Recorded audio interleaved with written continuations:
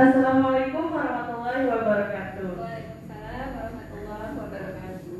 Selamat pagi Bapak Ibu Abang Teteh semua. Sebelumnya saya mau kasih pantun dulu nih Bu. Jalan-jalan ke pasar minggu. Cakep. Jangan lupa membeli pita. Mantap. Apa kabar Bapak Ibu? Kembali lagi bersama kita di Obsesi Purwakarta. Rock. Karena di sini nggak ada yang nonton ya Bu.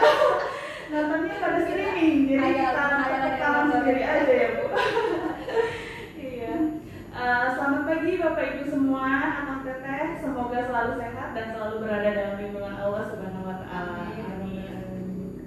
Bertemu lagi bersama kita di acara Puskesmas Purwakarta, yaitu obsesi obrolan seputar kesehatan masa kini. Bersama saya Najila Putri sebagai host, dan sekarang pagi hari ini kita sudah kedatangan narasumber yang sangat kompeten dalam bidangnya.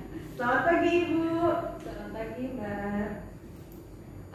Bersama kita sudah ada Ibu Rohayati SST Kemkes sebagai bidang koordinator. Silakan Ibu untuk menyapa Sobat Purwakarta semua. Bismillahirrahmanirrahim. Assalamualaikum warahmatullahi wabarakatuh. Waalaikumsalam warahmatullahi Sobat Purwakarta yang saya cintai dan saya banggakan, alhamdulillah pada pagi hari ini kita bisa bertemu ya dalam acara obsesi obrolan seputar kesehatan masa kini Puskesmas Purwakarta. Tak lupa kita panjatkan puji dan syukur kehadirat Allah Subhanahu wa taala yang telah memberikan nikmat iman Islam kepada kita semua, serta tak lupa sholawat dan salam kita curah kepada junjungan Nabi besar kita yakni Nabi besar Muhammad Sallallahu Alaihi Wasallam. Baik Bu, untuk tema kita kali ini sekarang ini di pagi hari yang cerah ini ya Bu tentang pelayanan ibu hamil dan ibu bersalin di era COVID-19. Pandemi COVID-19 ya Bu. Iya.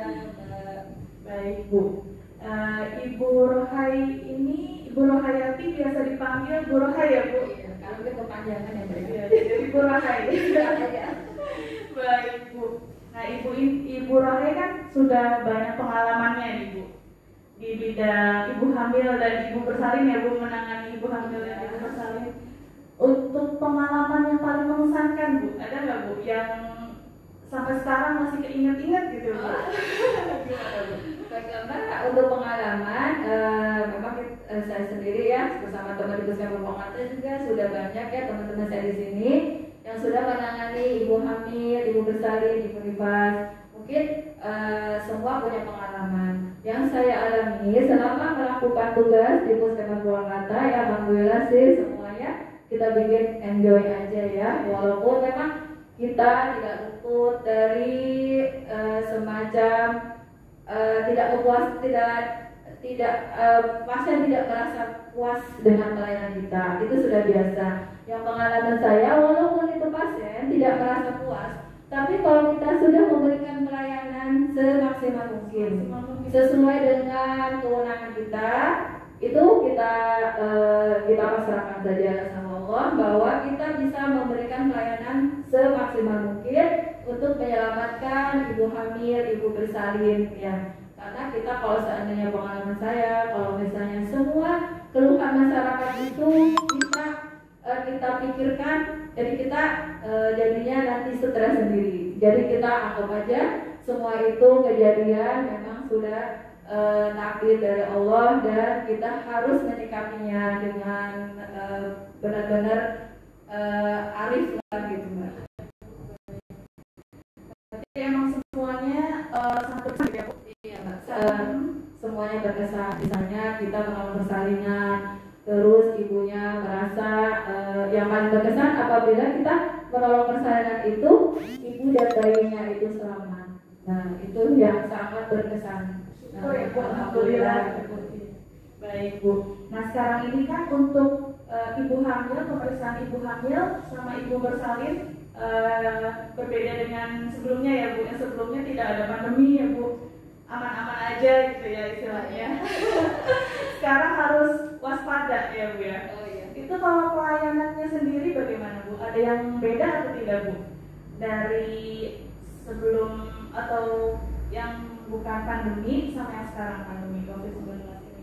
Oh iya. Baiklah sahabat Purwakarta yang saya cintai, memang kita pelayanan ibu hamil ada bedanya, ada perbedaannya Mbak. Karena pada saat belum pandemi, kita itu kegiatan di lapangan itu rutin. Seperti posyandu tiap bulan. Semua bidan kelurahan teman-teman saya itu melakukan posyandu rutin setiap bulan. Jadi ibu hamil dia berkunjung juga insya Allah rutin ya, karena gak ada pembatasan. Tetapi setelah ada pandemi ini, kita kunjungan ke ibu hamil untuk berkunjung ke puskesmas itu kita pernah mengalami beberapa bulan yang tidak mengadakan posyandu yang langsung. Ya, karena di masa pandemi kita kan tidak boleh berkerumun ya. Iya, kita harus jaga jarak supaya tidak ada penularan COVID-19 yang lebih banyak lagi, gitu Pak. Karena kita harus tetap mematuhi protokol kesehatan ya Bu, Iya, supaya pelayanannya aman Iya, iya, karena yang kita yang harus kita perhatikan itu demi keselamatan petugas kesehatan dan pasien juga, Mbak. Jadi bukannya kita asal nolong pasien, terus kita tidak menggunakan APD, kita tidak melakukan protokol kesehatan, itu juga nanti membahayakan buat tenaga kesehatannya, ya. Karena kita juga sama-sama manusia, punya imun yang sama, gitu. Walaupun memang imun itu tergantung kondisi kita masing-masing, ya. Baik, Bu. Nah, sebelumnya Sobat Purwakarta semua, kita mau mengingatkan juga untuk Sobat Purwakarta, terutama ibu-ibu hamil atau calon ibu hamil yang mau bertanya ya Bu, tinggal tulis di kolom komentar, nanti kita jawab di akhir sesi acara ya Bu. Oke Bu, untuk informasi yang selanjutnya nih Bu, untuk pemeriksaannya itu ibu hamil minimal berapa kali Bu datang untuk pemeriksaannya? Baiklah, sebelumnya kan kita dulu ada buku KIA ya Mbak. Jadi buku KIA ini penting banget nih untuk ibu hamil, karena semua ibu hamil itu wajib mempunyai buku KIA. Kalau misalnya dia belum punya, kita wajib memberinya. Ya, di sini di buku hamil ini kita yang dilihatnya ada di halaman, kita baca sekarang ya, ada di halaman 1. Di sini sebelumnya ibu hamil itu periksa minimal 4 kali. Minimal 4 kali ya. Minimal 4 kali itu 1 kali pada trimester 1, di mana trimester 1 itu usianya 0 sampai 3 bulan. Itu 1 kali. 1 kali ya. Itu pada ini buku yang lama ya Mbak. Ini buku yang sudah kita lakukan. Terus di trimester yang kedua itu 1 kali saja. Pada kalau melihat dari acuan buku ini. Terus yang trimester ketiganya 2 kali, ya. Tetapi sekarang sudah revisi, Mbak.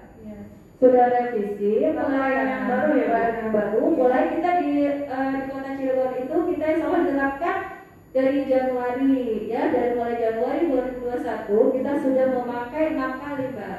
Iya.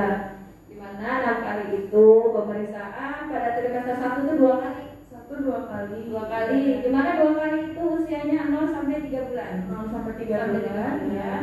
Setelah itu pada trimester 1 itu wajib dengan dokter umum Mbak. Diperiksanya. Fungsinya apa Bu tujuannya?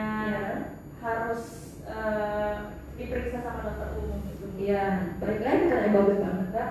Jadi kalau dari dokter umum itu karena ibu hamil di awal-awal trimester 1 itu harus di screening, harus diperiksa sama dokter umum. Apakah ibu hamil itu sebelum dia hamil lebih besar ya, itu bisa dia punya penyakit enggak? Jadi diperiksa dari ujung rambut sampai ujung kaki sampai dokter umum. Apakah ibu punya penyakit seperti darah tinggi? Ya, ada resiko-resiko yang bisa memperberat kehamilannya, kayak kalau dia punya DM, bisa ke dokter ya, terus mesti jantung segala gitu kan. Karena mungkin karena memang kalau kompeten dokter itu kan lebih dari bidangnya. Kalau misalnya bidan itu kompetensinya mengenai kehamilannya, gitu. Jadi kita harus kolaborasi, gitu Mbak. Ya. Tadi trimester pertama 2 kali ya, Bu. 1 kali harus dengan dokter umum. Baik, Bu. Kalau untuk yang trimester kedua, kalau trimester 2 itu 1 kali. Iya, kalau panduan memang juga yang lama juga trimester 2 1 kali ya. Sekarang cuma berubah. Kalau dulu trimester 2-nya itu 3 bulan lebih sehari sampai 27,8 minggu. Iya. Sampai sekarang 3 bulan lebih sehari sampai umur 24 minggu atau 6 bulan. Itu 1 kali. Dimana tujuannya pada trimester 2 itu untuk mengetahui perkembangan kondisi bayinya. Karena pada saat trimester 2 apakah sesuai usia kehamilan dengan pertumbuhan bayinya, gitu. Khawatir kalau kita telat mendeteksi adanya kelainan pada pertumbuhan bayi, khawatir nanti bayi itu berat badan lahir rendah atau prematur, gitu. Nanti mengurangi risiko gitu ya Bu. Betul, prematur sama adanya berat badan rendah, jadi kelainan pertumbuhan juga bisa Mbak. Jadi kalau seandainya kita periksa nih dari bidan, insya Allah bidan kita ini udah ahli semua ya untuk pemeriksaan hamil. Alhamdulillah ya teman-teman saya, terima kasih banyak. yang telah memeriksakan hamil pada ibu hamil yang ada di Purwakarta dengan baiknya. Jadi kalau misalnya kita periksa, karena kalau di trimester 2 itu kita periksa juga perutnya, ya perkembangan tinggi rahim, ya misalnya ibu hamil ini dibanding dari HPHT sampai tanggal sekarang dia misalnya usia 20 minggu. Usia 20 minggu. Ya, 20 minggu itu 5 bulan ya. Misalnya 5 bulan itu harusnya tinggi fundus rahim ibu itu misalnya kita raba di bawah 3 jari di bawah pusat. Pusat di bawah. Di bawah pusat ini ya. Ya, itu termasuknya normal. Ya. Tetapi khawatirnya apakah sama atau lebih kecil atau lebih besar? Gitu. Kalau dia lebih kecil, khawatirnya pertumbuhan bayinya tidak sesuai, ya. Yang namanya pertumbuhan bayi yang terganggu, ya. Terus kalau seandainya lebih besar itu apakah dia kembar, ya? Ya, kalau dia tidak merasakan berat bayi, apakah takutnya dia ada penyakit penyerta seperti hamil anggur?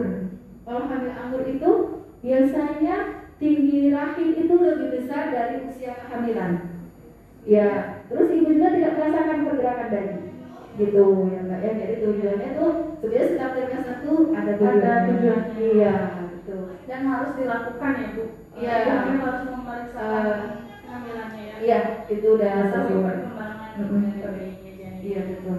Baik Bu. Kalau yang trimester 3 Bu, kenapa 3 kali? Ini yang paling banyak ya Bu. Dari pemeriksaan yang sebelumnya. Itu kenapa Bu? Iya betul. Terima kasih. Baik sobat, kalau misalnya trimester 3 itu trimester 3 itu sudah mendekati persalinan. Iya, di situ tanda-tanda bahaya juga harus tahu ya. Dibanding tadi juga kan trimester 1 juga itu harus tahu tanda bahayanya ya. Di buku KIA ini sebenarnya udah lengkap. Di buku KIA warna pink ya, Saya sesuai ya, soalnya sobat produk semua yang identik dengan ibu-ibu lah. Sobat ibu hamil kan? Iya, mantap. Jadi kalau misalnya di trimester 3 itu kan mulai kalau di yang baru ini itu dari 25 minggu ya Mbak. Ya kalau yang makan kan tadi ya kan 25 minggu. Jadi selain untuk mengetahui perkembangan bayinya juga, untuk mengetahui kita menanyakan kepada ibu gerakan bayinya juga. Terus kita mengetahui nanti kalau sudah usia 7 bulan ke atas posisi dari bayi. Iya. Posisi bayinya udah sesuai atau udah masuk pakul, udah kepala di bawah atau tidak. Karena kalau kita diperiksa cuma sekali pada saat bersalin, dikhawatirkan ada gawat daruratan yang tidak bisa kita deteksi dari awal. Supaya berarti tujuannya supaya bisa dideteksi sedini mungkin adanya kelainan. Sehingga penanganannya lebih cepat, lebih awal, lebih cepat, lebih tepat. Iya, gitu ya. Karena kalau seandainya malposisi atau posisinya tidak sesuai, harusnya kepala sudah di bawah. Misalnya ibu hamil dengan 34 minggu ya, anak pertama itu harusnya kepala sudah di bawah rahim ya, di bawah udah masuk nih di bawah, terus sudah masuk pintu atas panggul. Ya, jadi si kepala itu sudah mendekati pintu atas panggul, ada yang sudah masuk. Tetapi kalau 34 minggu dia kepalanya belum masuk, kita khawatir Mbak. Khawatirnya apa? Apakah dia bayi besar? Ataukah istilahnya CPD ya? Cephalopelvic Device itu biasanya tidak ada kesesuaian antara kepala dengan pintu panggul, dengan panggulnya ya. Jadi bisa lebih besar atau lebih kecil? Kalau itu biasanya ukuran kepala lebih besar dari ukuran pintu panggulnya, gitu ya. Tapi nanti kalau di situ kita khawatir nanti tidak bisa bersalin dengan normal dengan persalinan. Jadi di situ nanti biasanya teman-teman kita semua para bidan kalau seandainya dia 34 minggu belum masuk panggul atau belum ke bawah, biasanya 2 minggu kita suruh kontrol lagi Kak. Kalau 2 minggu berarti 36 ya. Kalau sudah 36, memang dia kepala belum masuk, itu kita biasanya sudah langsung konsul Mbak ke dokter. Di dokter kita lakukan biasanya dengan diagnosanya CPD ya, suspek CPD. Di situ juga kita dikhawatirkan juga, tapi kita biasanya sambil menganamnesa pasien apakah pernah keluar darah yang seger tanpa ada bulas. Ya di situ khawatir apakah plasentanya di bawah letaknya sehingga kepala tidak bisa masuk ke pintu atas panggul, namanya PAP ya. Kalau ada plasenta berarti kan dia nggak bisa lewat karena tertutup gitu ya. Itu gunanya yang terkasar 3 banyak Mbak. Apakah sukanya kita kan melihat kondisi ibunya, tensinya juga naik atau enggak dari yang normal. Terus apakah dia ada odim di tangan, di kaki, itu kita khawatir adanya keracunan hamil. Ya, di situ kalau kita ada odim kaki tangan atau tensinya tinggi, itu kita langsung cek laboratorium lagi. Selain itu biasanya lebih dicek lagi protein urin. Urinnya iya, itu khawatir ada keracunan hamil yang mengakibatkan dia mengalami kejang. Kalau kata bahasa medisnya eklampsi. Ya, kalau udah kejang itu kayaknya pengobatannya sudah susah tuh Mbak. Kalau misalnya dari awal udah terdeteksi, sebelumnya kita langsung rujuk, jadi insya Allah ada penanganan dari dokter spesialisnya gitu. Wah, Sobat Purwakarta sangat lengkap sekali ya pemaparan dari Bu Rohai. Sebelumnya karena saya belum pernah melahirkan, jadi sambil belajar sama Bu Rohai ya, sambil belajar, sambil membayangkan, oh gini ya, cara gitu ya. Untuk ininya. Kemudian dok, kemudian Bu, kemudian Bu, untuk selama pandemi ini, kan kalau yang biasa itu 6 pertemuannya 6 kali ya Bu. Kalau untuk yang selama pandemi tetap 6 kali kah atau bagaimana Bu? Atau ada modifikasi seperti itu Bu? Untuk sekarang karena kita pandemi ini, jadi posyandu juga kita memang tapi kita lakukan Mbak sekarang. Ya. Kita tahun 2020 sempat beberapa bulan tidak melakukan posyandu ya. Tapi untuk penimbangan balita biasanya kadang keliling ya, keliling ke rumah-rumah. Sekarang kita sudah aktif lagi posyandu, teman-teman terima kasih. Terus kalau misalnya pelaksanaan posyandu itu dilakukan, tapi tetap kita jaga jarak Mbak, protokol kesehatan.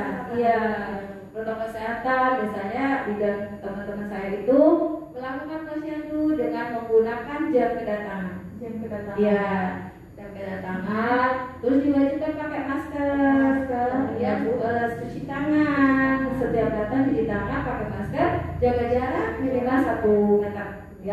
Ya, itu kita lakukan. Berarti insya Allah sih untuk pandemi juga kita berjalan. Tapi kalau seandainya itu kan tadi 2 kali, sekali 3 kali ya Mbak. Kalau yang 2 kali berarti kan di trimester 2 itu 1 kali. Sedangkan dia dari 4, 5, 6, 3 bulan kan, itu memang kita melakukannya misalnya memberikan obat tambah darah itu wajib. Ya Bu. Ya, wajib di trimester 2 ya. Semua. Jadi semenjak ibu hamil ketahuannya positif, kita langsung Mbak kasih obat tambah darah MI. Itu wajib selama dia hamil sampai dia bersalin usia postpartum 42 hari. Itu semua dikasih. Alhamdulillah ya, supaya kita tambah darah itu cukup dari program gizi juga. Itu. Kalau seandainya dia tidak bisa kontak dengan kita, karena untuk kontak itu dipastikan lah ibunya sehat. Kalau seandainya ibu lagi sakit, kita jangan berdekatan dulu gitu ya, karena sekarang kan rawan. Pilek dikit aja disuruh jadi positif kan, kita takut juga. Kita ada ketakutan kan. Kalau kita disuruh positif terus. Jadi begitu. Nanti untuk tambah darah biasanya bidan atau program gizi itu sudah di drop di kader. Ya, insya Allah kalau seandainya ibu hamil, semua minum tambah darah dari awal hamil sampai bersalin, insya Allah sehat semua Mbak yang sudah kita alami itu ya. Jadi semua ibu hamil patuh lah gitu, insya Allah semuanya sehat. Ya, harus patuh minum tambah darah. Ya, itu wajib gitu semua ibu hamil. Ya, jangan lupa ibu hamil semuanya supaya ibu hamil dan bayinya tetap sehat ya Bu. Itu yang diharapkan ya. Kita tuh berharap kalau seandainya ada ibu datang 1 mau bersalin, datang 1 pulang 2. Kenapa? Pertama datang ibunya nih, pulang 2 orang karena ada yang digendong gitu. Jadi iya benar. Ada foto datang 1 pulang 2, 1 pulang 2. Iya Bu. Baik Bu, kalau ini Bu, tanda dan bahaya pada ibu hamil seperti apa Bu? Oh iya, terima kasih Mbak sudah mengingatkan saya. Baiklah sobat semuanya, kita di sini ada buku hamil ya. Ibu hamil buat ibu yang hamil dan yang pengen hamil juga, nggak apa-apa Bu dibaca ya. Di sini ada tanda bahaya. Kan tadi itu pemeriksaan hamil itu memang sesuai dengan kalau protokol COVID itu kan tidak sering-sering bertemu dengan tenaga kesehatan. Ya. Di sini kalau yang buku hamil ini halaman 8. Halaman 8. Oke, bisa bisa dibuka bagi ibu hamil yang mempunyai buku KIA, kita bareng-bareng ya. Di halaman 8 itu ada tanda bahaya pada kehamilan. Di mana kalau ada tanda bahaya pada saat hamil yang dialami seperti ada yang di buku ini, silahkan ibu menghubungi tenaga kesehatan, bisa melalui telepon dulu. Karena alhamdulillah Mbak, kalau di sini bidan kelurahannya aktif semua. Iya. Jadi semua ibu hamil sudah punya nomor bidan kelurahan. Jadi kalau ada masalah pasti dia udah langsung menghubungi kader atau bidan kelurahan. Gitu. Jangan sungkan. Iya, nggak apa-apa. Insya Allah kita udah welcome kok ya semuanya. Seperti tanda bahaya itu kan banyak ya. Misalnya awal bulan, kenapa tadi 2 kali? Karena mungkin ada mual muntah yang berlebihan. Iya. Kalau mual muntah berlebihan, sampai dia tidak bisa makan. Apakah dia perlu penata laksanaan? Penata laksanaan itu apakah dia masih bisa ditangani dengan bidan kelurahan, dengan puskesmas? Kalau seandainya dia sudah tidak bisa ditangani, kita bisa kasih rujukan untuk ke vaskes yang lebih tinggi.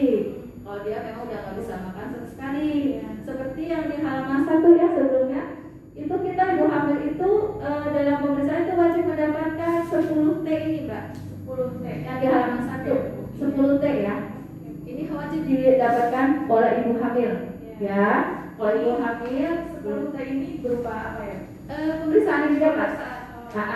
T-nya biasanya tinggi badan itu wajib ya, tinggi badan tapi cukup sekali ya Mbak, nggak mungkin kan ibu hamil Bertambah tinggi lagi ya Bu. kecuali balita ya, sudah ketemu diukur. Tapi kalau ibu hamil cukup sekali, insya Allah nggak berubah ya. Kecuali berat badan Bu.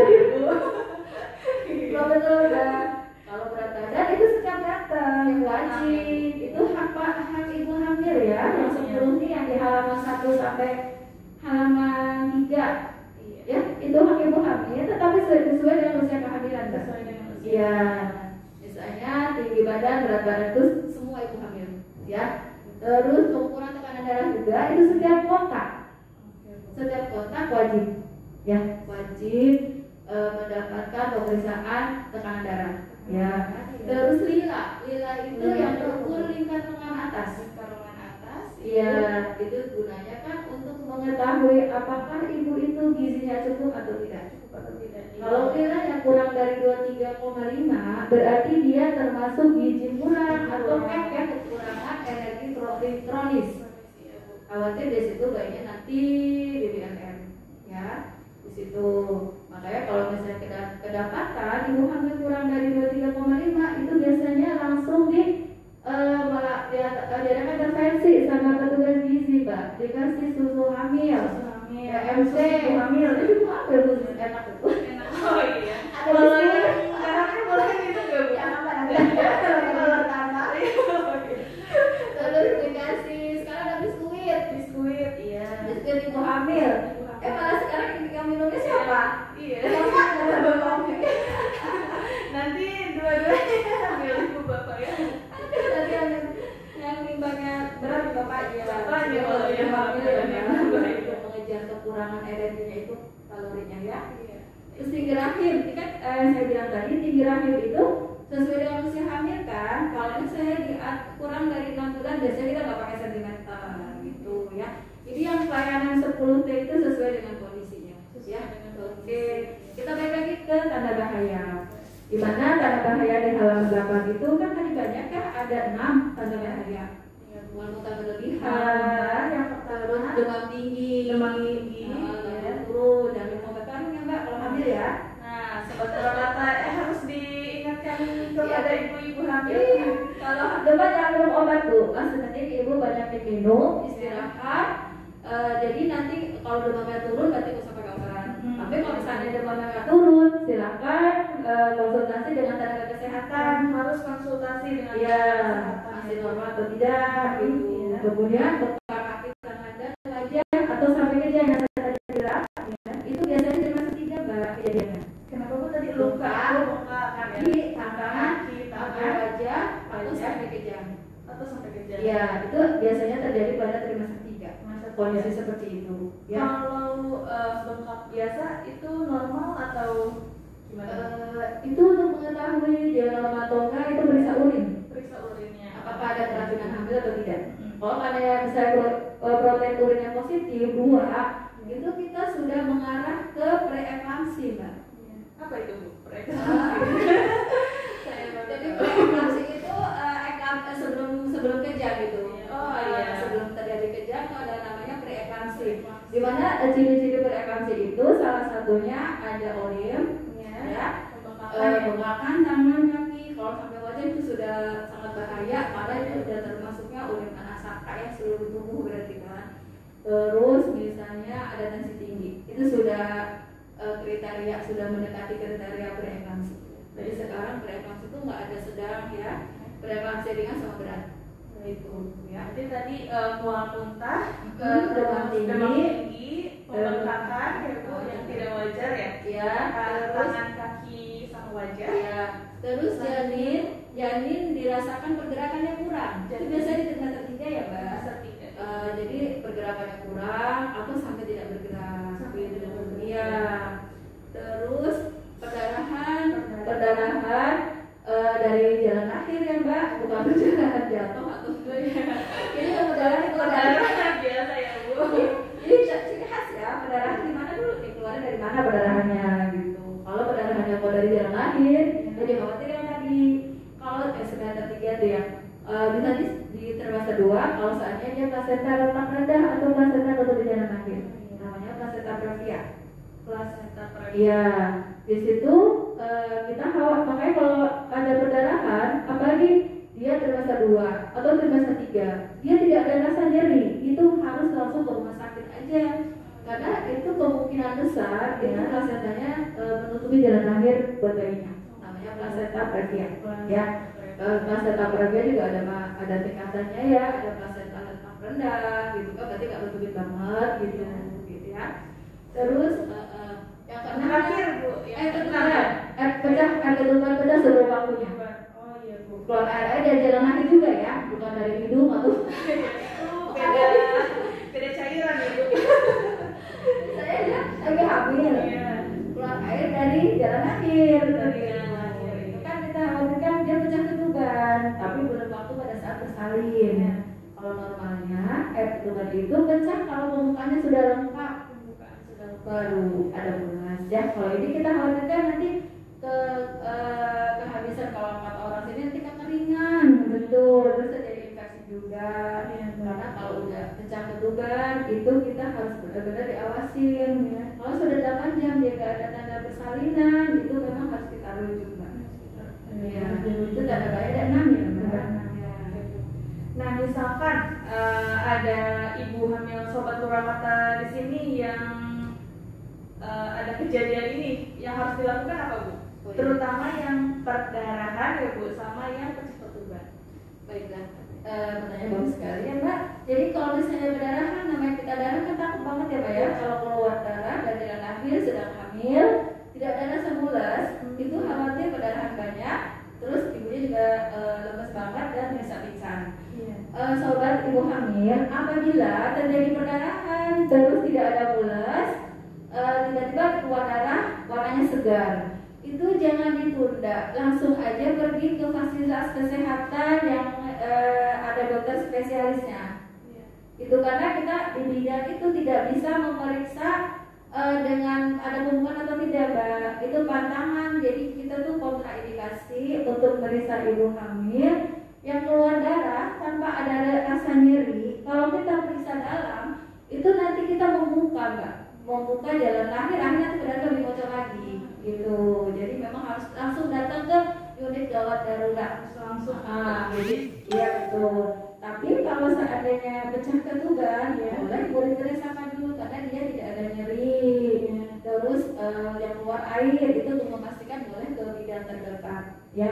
Tapi memang di masa pandemi ini mungkin harus bayar telepon dulu ya sama tenaga kesehatan. Misalnya ibu hamil yang ada di Puskesmas Purwakarta itu biasanya sudah tahu lah nomor bidan kelurahannya.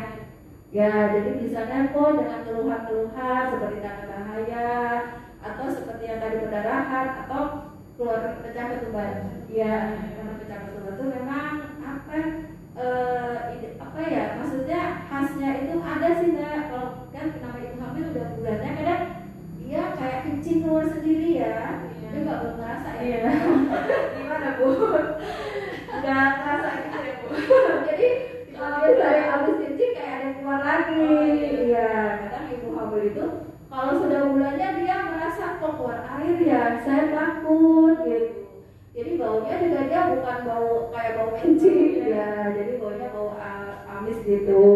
Terus kalau mau bidan biasanya dites pakai lakmus untuk mengetahui benar air ketuban atau bukan.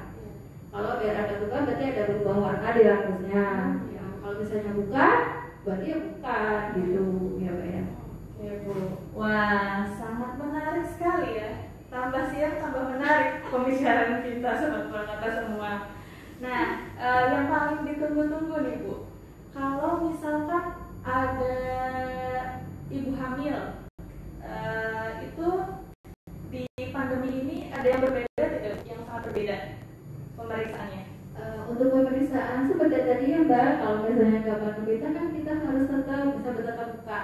Ya. Tetapi pada saat pandemi itu yang tadi itu berarti kita harus jaga jarak, pakai masker, datang juga istilahnya nggak dibatasin, sekarang ini posyandu juga nggak berbarengan dengan perimbangan. Ya, perimbangan sama imunisasi juga biasanya dipisah sama teman-teman kita, karena untuk menghindari kerumunan. Ya, masanya ibu hamil kayaknya kurang sehat, dilarang untuk datang juga. Yang penting kita observasi lewat telepon, lewat kader gitu. Kalau yang dulu kan karena nggak pandemi ya siapa aja datang. Tuh suatu posyandu tuh ada balitanya 100 datang bareng, ibu hamilnya 10, iya jadi rame-rame. Belum ibu-ibu yang manula itu boleh minta atensi, itu pengalaman posyandu tuh Mbak. Jadi posyandu tuh memang kalau sendiri itu harus sabar. Harus sabar. Pokoknya semua orang pengen duluan. Semua orang pengen duluan. Iya, gitu. Makanya sekarang di pandemi itu gitu diatur ya, diatur waktunya, jaraknya, waktu, jarak, dan pemeriksaannya juga. Istilahnya kita kan kalau dulu tuh karena nggak pakai masker ya, dibuka gitu semua, gitu diperiksa, mulut segala suruh buka. Kalau sekarang udah. Kalau sekarang ya ada pemeriksaan mulut. Karena kita tanya aja lah ada. Kalau tahu sendiri sekarang penularan dari mana ya? Iya, dari dropletnya itu ya. Itu kan droplet itu ya dari hidung sama mulut. Iya. Kenapa kita harus selalu tutup mulut? Jadi aman pokoknya, harus tetap aman. Harus tenaga kesehatan harus perhatikan kan. Ya, jangan kita perhatikan pasien, tapi tenaga kesehatan kan kena dampaknya kan. Banyak kan teman-teman kita yang kena dampaknya dari COVID ini. Sehingga sebenarnya kita juga merasa sedih ya. Di sisi lain kita harus menolong, menyelamatkan ibu hamil, ibu bersalin, ibu nifas. Tetapi di sisi lain juga orang tuh nggak memperhatikan kita sebagai tenaga kesehatan. Itu yang sedih banget ya. Buat orang-orang kesehatan itu memang dipojokkan. Semua salahnya di kita. Gitu kan. Kita harus tetap melayani dengan maksimal ya Bu. Insya Allah. Insya Allah Semuanya. ya, Mudah-mudahan kita doakan ya Mbak ya. Semoga ibu hamil, ibu bersalin, ibu nifas, bayi balita tidak ada kematian di Puskesmas Purwakarta Mbak. Itu kebanggaan kita Mbak. Itu kalau misalnya semuanya selamat, itu benar-benar itu tidak ada nilainya deh. Maksudnya kebahagiaan itu sudah melebihi segalanya untuk menyelamatkan semua itu gitu Mbak. Ibu hamil dan bayi lahir selamat. Iya. Amin. Semoga selalu seperti itu ya Bu. Iya Mbak. Alhamdulillah Mbak. Doain ya. Siap Bu. Selanjutnya Bu, untuk pemeriksaan seperti tes rapid itu perlu dilakukan nggak Bu selama selama pandemi yang ibu hamil Bu?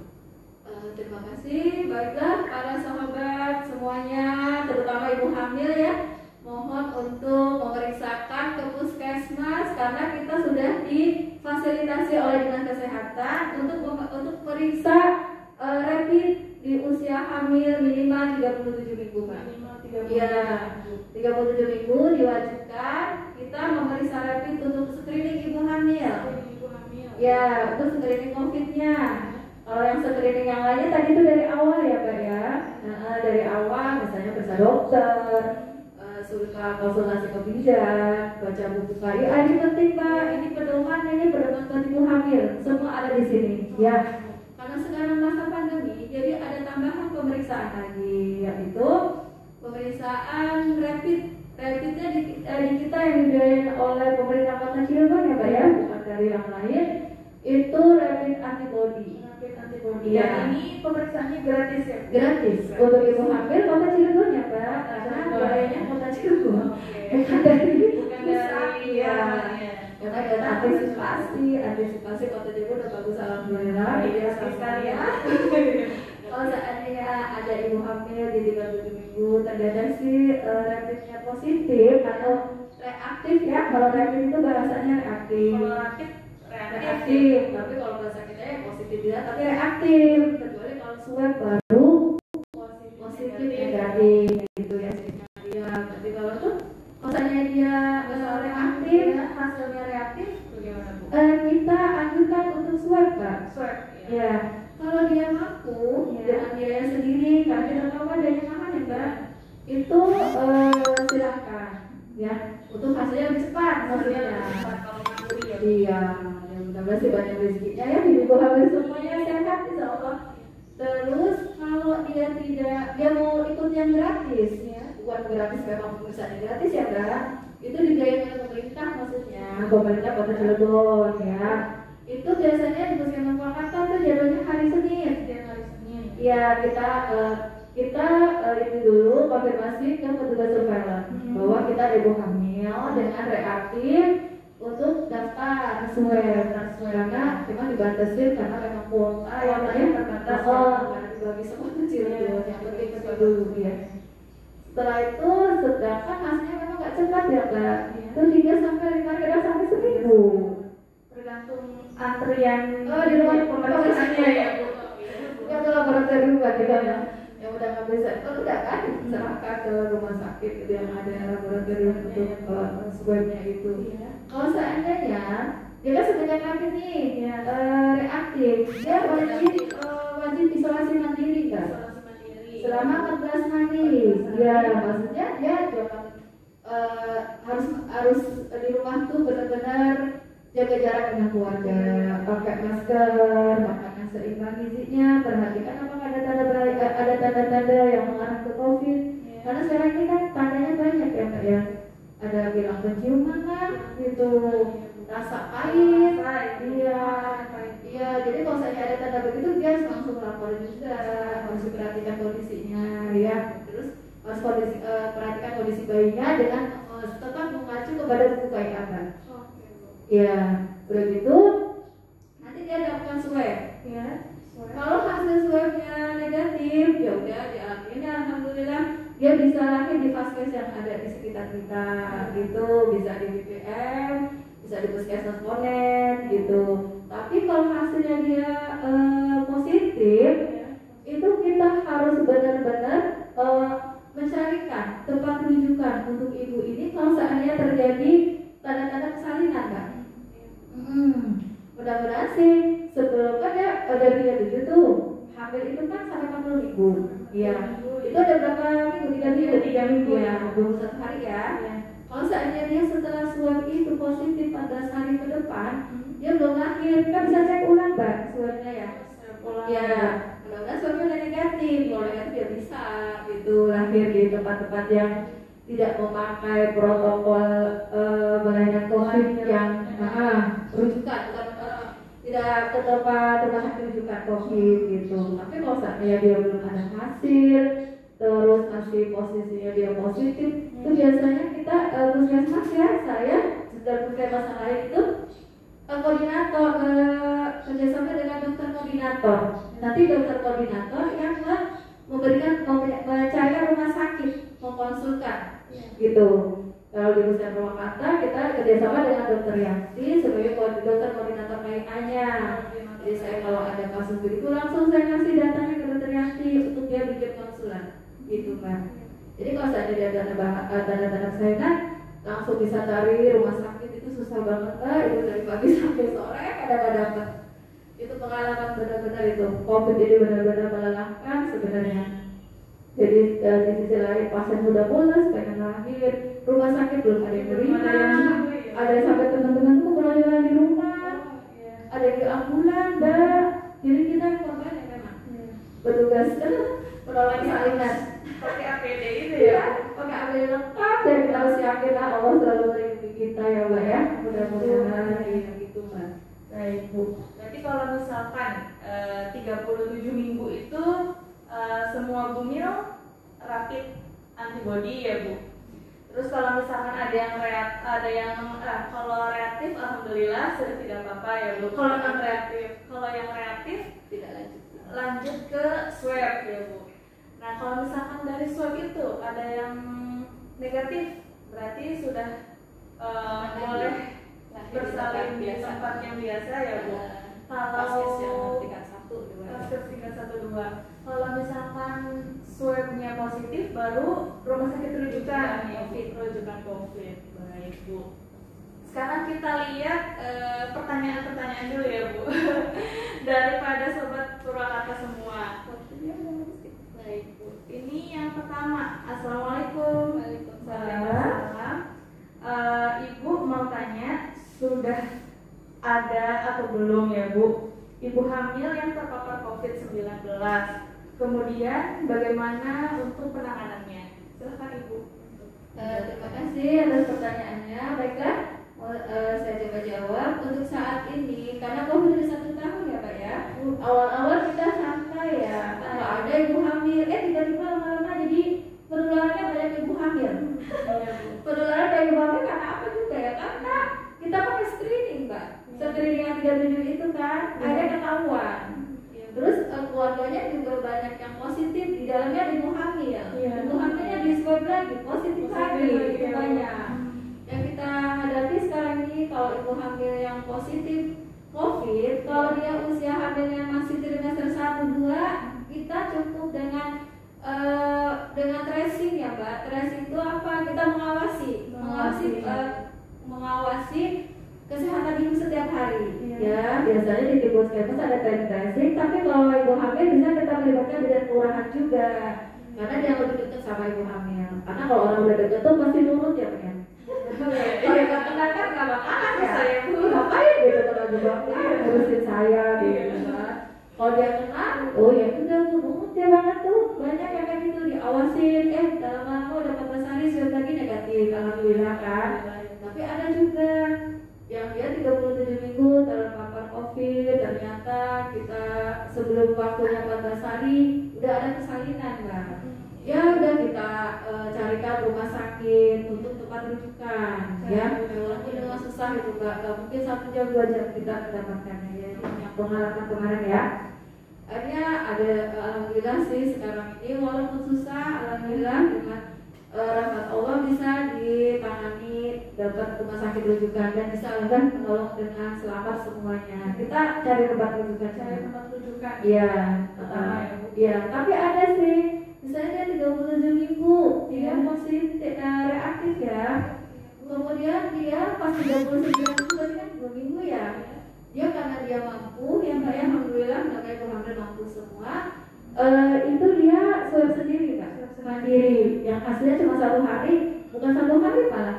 Jam 8 pagi, jam 9 dia cek, malam jam 8 udah ada. Iya. Ternyata negatif kan senang banget ya, kita senang, ibunya juga senang. Akhirnya dia bisa akhir PPM. Selamat, alhamdulillah sehat. Memang sekarang itu COVID itu nggak mesti ada gejala ya, karena nggak ada gejala. Yang kayak itu biasanya nggak ada gejala kan? Malah kebanyakan yang ada. Iya, kalau nggak ada gejala biasanya hasilnya negatif yang keluar. Iya, tapi kalau ada gejala kadang masih positif gitu. Lama ya. Lama itu kayak ada batuk gitu, yang penciuman atau lemas gitu. Ya, Ibu. Kalau yang Ibu positif COVID-19 terus sudah melahirkan Ibu, bayinya boleh langsung diberi ASI atau bagaimana Bu? Oh iya, para sobat, kalau seandainya ibu itu dia positif, belum ketahuan dia negatif, terus dia bersalin, itu kita karena tahu sendiri Mbak, penularannya itu kan lewat itu ya, droplet ya Pak. Itu kan minimal 1 meter ya jaraknya kan. Kalau saya dia disusuin, khawatir kalau langsung dia tertular ya Pak ya. Jadi untuk antisipasi dan untuk menjaga jarak, perawatan juga jaga jarak tuh, nggak boleh sering bekok ibunya, gitu. Itu asinya tuh dipompa Mbak, dipompa, diberikan kepada bayi lewat botol ya Mbak ya, kalau nggak pakai sendok. Tapi saat pompa juga dia tuh cuci tangan, terus pompanya harus selalu bersih, dicuci setiap habis dipakai. Botolnya juga harus steril ya, maksudnya direndam, direbus gitu kan Mbak, dicuci ya. Jadi botolnya jangan satu, gitu. Terus kalau pada saat dengan ibu reaktif atau ibu dengan BDP ya, masih dalam pengawasan atau ODP orang dalam pemantauan, itu biasanya kan kalau kita ibu bersalin, bayi lahir itu langsung IMD ya Mbak? Iya. Aku Mbak Yemi ngerti nggak Mbak? Ngerti Bu, udah dikasih tahu sama Bro. Jadi saya udah ngerti. Itu kan inisiasi sendiri. Tapi untuk orang-orang seperti itu nggak boleh Mbak. Jadi jangan didekatkan ke ibu, langsung dipisah. Ya, karena untuk menghindari terjadinya penularan ya, karena bayi itu memang rentan, sangat rentan banget gitu bayi itu ya, harus benar-benar kebersihannya dijaga. Ya, gitu. Berarti ibu boleh bertemu bayinya kalau hasil udah kalau di swab ulang hasilnya sudah negatif. Terus kalau misalnya dia cuma nggak ada gejala, isolasi mandiri, dia nggak ada gejala 14 hari lah gitu setelah swab pertama, setelah swab dia nggak ada gejala, itu 14 hari boleh lah gitu kan. Ya, tapi tetap nggak harus pakai masker. Maskernya ya. Cuci tangan pakai masker itu wajib ya.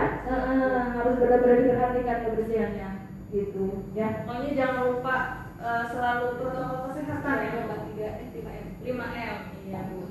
Nah Bu, karena sudah tidak, coba kita lihat pertanyaannya lagi. Nah kalau misalkan ada pertanyaan yang belum dijawab, oh ya nih Bu, ada satu lagi Bu. Terakhir, Assalamualaikum. Dari Tayud. Assalamualaikum Bu, mau tanya bagaimana kalau ibu hamil yang pernah positif corona tapi sudah negatif? Apakah perlu di swab atau rapid lagi? Terima kasih. Terima kasih, alhamdulillah Ibu, pertanyaannya bagus banget. Itu kejadian di masyarakat yang kita alami. Mungkin yang Ibu maksudkan, dia pada saat belum waktunya bersalin atau kurang dari 37 minggu dia udah pernah positif ya, dari swab positif, di swab ulangnya negatif. Tetapi kalau dia sekarang 37 minggu itu wajib dilakukan rapid antibody lagi Mbak. Karena kita tahu penularannya kita nggak tahu ya, yang udah positif bisa positif lagi. Bukan tidak menjamin kalau sudah positif, kalau swabnya positif terus swab negatif tidak tertular itu tidak menjamin. Jadi tetap mengikuti aturan, misalnya 37 minggu ya wajib dirapid ulang, mudah-mudahan sih negatif. Orang kalau yang sudah pernah dia merasakan positif, pasti dia dalam dirinya dia benar-benar menjaga diri Mbak, karena memang trauma. Isolasi mandiri itu memang nggak enak, trauma di rumah ya, nggak usah ada orang kemana, kita di rumah. Kayaknya dia kalau sudah pernah tuh mudah-mudahan dia buat pelajaran kan ya, jadi jaga kesehatan, pakai masker, makan yang bergizi, cukup istirahat gitu Mbak. Insya Allah kalau kita kuat kan, Insya Allah sih walaupun kita terkontaminasi tapi kuat kok, Insya Allah. Kalau menjaga asupan tadi ya Bu? Iya, cukup istirahat, vitamin diminum, ya jaga makanan yang bergizi, ikuti protokol kesehatan. Pokoknya selalu ikuti protokol kesehatan. Perhatikan protokol kesehatan. Dan jangan lupa perhatikan bayi-bayi dalam kandungannya ya ibu ya, supaya sehat semuanya. Baik Bu. Nah tidak terasa sudah hampir 1 jam ternyata Bu.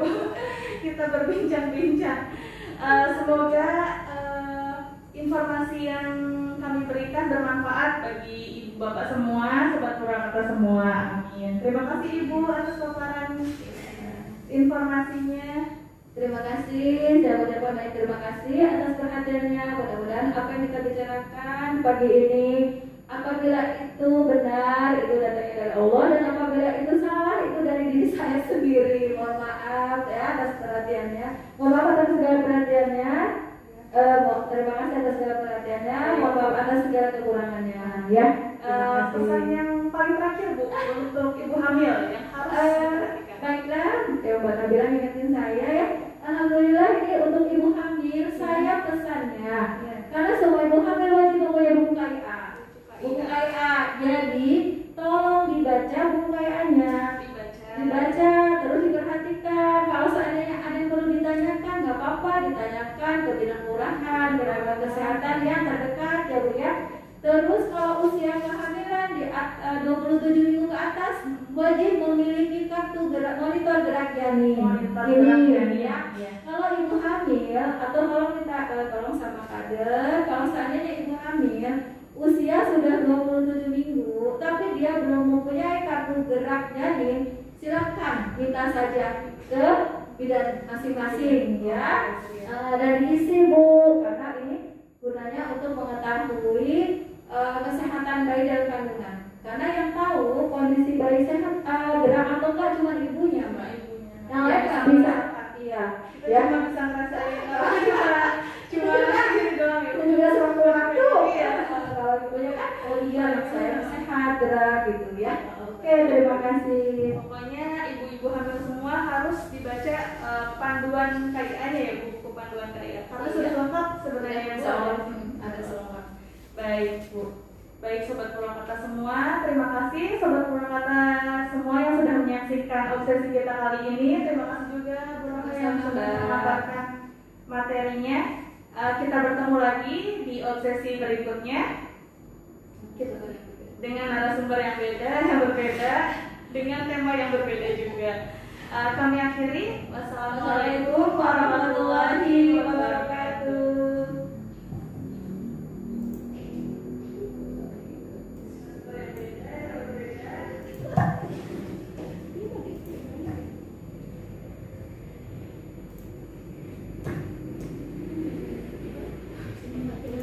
Oh gitu Pak,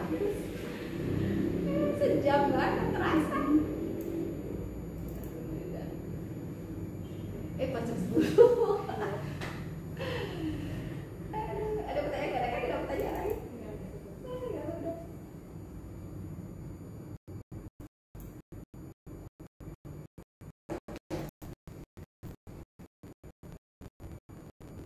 Ada pertanyaan.